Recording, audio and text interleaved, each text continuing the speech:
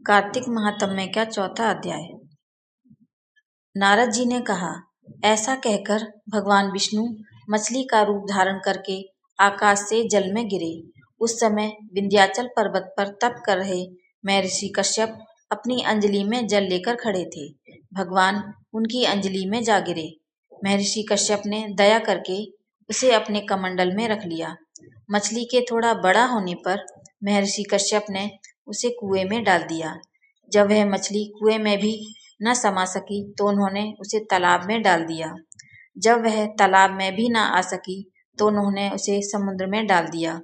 वह मछली वहां भी बढ़ने लगी। फिर मत्स्य रूपी भगवान विष्णु ने इस शंखासुर का वध किया और शंखासुर को हाथ में लेकर बद्रीवन आ गए।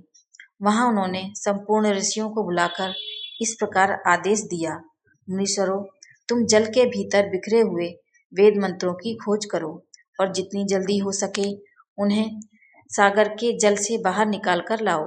तब तक मैं देवताओं के साथ प्रयाग में ठहरता हूँ।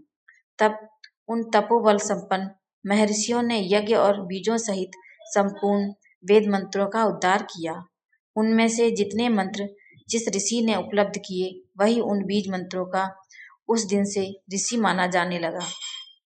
तदंतर सब ऋषि एकत्र होकर प्रयाग में गए।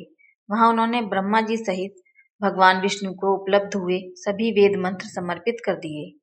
सब वेदों को पाकर ब्रह्मा जी बहुत प्रसन्न हुए। उन्होंने देवताओं और ऋषियों के साथ प्रयाग में अश्वमेध यज्ञ किया। यज्ञ समाप्त होने पर सब देवताओं ने भगवान से निवेदन किया, देवादिदेव जगन्नाथ, इस स्थान पर ब्रह्मा जी ने खोए हुए वेदों को पुनः प्राप्त किया है और हमने भी यहाँ आपके प्रसाद से यज्ञ भाग पाए हैं। अतः यह स्थान पृथ्वी पर सबसे श्रेष्ठ पुण्य की वृद्धि करने वाला एवं भोग तथा मोक्ष प्रदान करने वाला हो।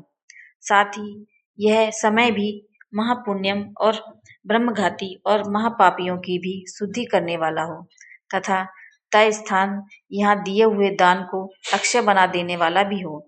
यह वर दीजिए। भगवान विष्णु बोले, देवताओं, तुमने जो कुछ कहा वह मुझे स्वीकार है। तुम्हारी इच्छा पूर्ण हो। आज से यह स्थान ब्रह्म क्षेत्र के नाम से प्रसिद्ध होगा। सूर्यवंश में उत्पन्न राजा भगीरथ यहाँ गंगा को लेकर आएंगे और यहाँ सूर्य कन्या यमुना से मिलेगी। ब्रह्मा जी और तुम सब देवता मेरे साथ यहाँ निवास करो। आज से यह तीर्थराज के नाम से विख्यात होगा। तीर्थराज के दर्शन से तत्काल सब पाप नष्ट हो जाएंगे। जब सूर्य मकर राशि में स्थित होंगे उस समय यहाँ स्नान करने वाले मनुष्यों के सभी पापों का यह तीर्थ नाश करेगा। यह काल भी मनुष्यों के लिए सदा महापुण्य फल देने वाला होगा। अब में सूर्य के मकर राशि में स्थित होने पर यहाँ स्नान करने वाले से सालोक्य आदि फल प्राप्त होंगे। देवादिदेव भगवान विष्णु देवताओं से ऐसा कहकर ब्रह्मा जी के साथ वहीं अंतर्ध्यान हो गए। तत्पश्चात इंद्रादि देवता भी अपने अंश में प्रयाग में रहते हुए वहां से अंतर्ध्यान हो गए। जो मनुष्य कार्तिक में तुलसी जी की जड़ के समीप श्री हरि का पूजन करता है वह इस लोक में संपूर्ण भोगों का उपभोग करके अंत में वैकुंठ धाम को जाता है। यहाँ कार्तिक महात्म्य का चौथा अध्याय समाप्त होता है। जय श्री हरि विष्णु।